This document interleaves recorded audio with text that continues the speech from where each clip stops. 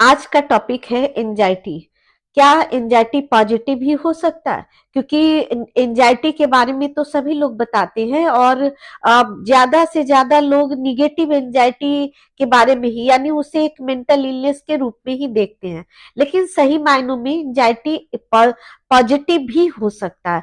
कभी सोचकर देखिए कि अगर हमारे सामने कोई प्रॉब्लम आती है, जैसे जस्ट लाइक हेडेक होता है या स्टमक पेन होता है। स्टमक पेन होता है तो क्या हम उसके बारे में सोचते हैं क्यों हो रहा है, कैसे हो गया और इसका उपाय क्या है? तो क्या हम ओवर थिंक कर रहे हैं?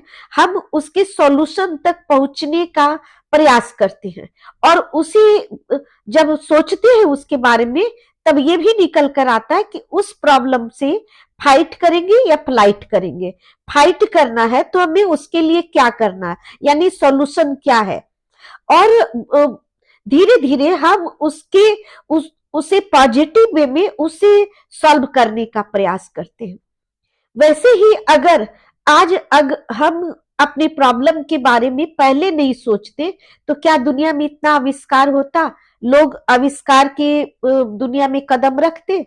आज इतनी चीजों का आविष्कार हुआ, हमारा धीरे धीरे करके ग्रोथ और डेवलपमेंट धीरे धीरे बढ़ते चला जा रहा है। वो क्यों? आखिर उसके बारे में लोग सोचते हैं और उसका सॉल्यूशन क्या हो सकता है, तब जाकर कुछ न कुछ नया, कुछ न कुछ न्यू थिंग्स, नए आविष्कार कर पाते हैं। और ये सब क्यों होता है? जब तक हम ओवर थिंक नहीं करेंगे, यानी प्रॉपर वे में गोल ओरिएंटेड होकर अगर उसके बारे में नहीं सोचेंगे, तो कभी भी पॉसिबल नहीं है कि हम किसी भी प्रॉब्लम के सॉल्यूशन तक पहुंच सकते हैं। तो हमेशा ये निगेटिव नहीं हो सकता, ये पॉजिटिव ही होता है। हमारे नीड, हमारे गोल, हमारी जो भी सिचुएशन होते हैं उसी से रिलेटेड होते। ये एक वार्निंग साइन है जो हमारे अवेयरनेस को बढ़ाने की ओर मोटिवेट करता है, जिससे कि हमारा confidence, concentration, coping skill, creative problem solving skill को इम्प्रूव करता है, यानी पहले से और भी अच्छा करता है।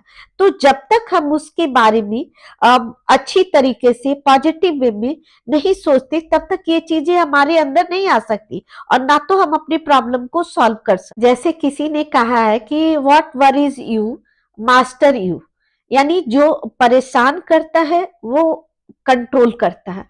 यानी वो हमारी थॉट को, हमारी सोच को, हमारी क्वालिटी को, हमारी स्किल्स को कंट्रोल करने लगता है।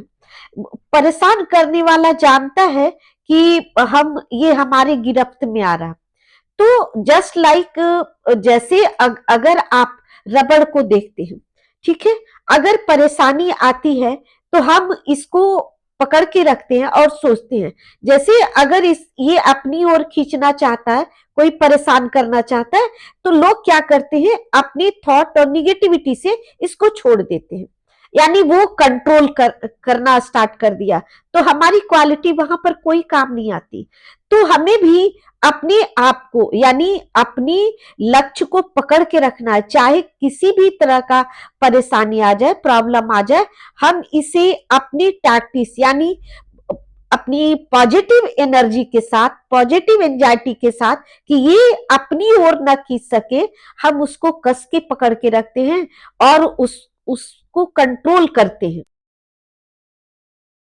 जैसे एक मशहूर कहावत है कि give your stress wings and let it fly, यानी कि जब कोई स्ट्रेस आता है, प्रॉब्लम आती है, निगेटिविटी आती है, या कोई फ्यूचर को लेकर कोई डर आता है, तो आप उसे पंख दे, यानी पूरी एनर्जी के साथ अपने कंसंट्रेशन, कॉन्फिडेंस, अवेयरनेस को बढ़ाकर उसे सॉल्व करने का प्रयास करें और उसे ऊंची उड़ान दे, यानी कि उसे उस लक्ष्य तक पहुंचाने का, यानी लक्ष्य को प्राप्त करने का जरिया बनाए, ना कि उसके बारे में निगेटिव सोचकर, उसका सॉल्यूशन ना ढूंढकर और कुछ नए प्रॉब्लम की ओर चले जाएं या किसी और मानसिक बीमारी के शिकार हो जाएं।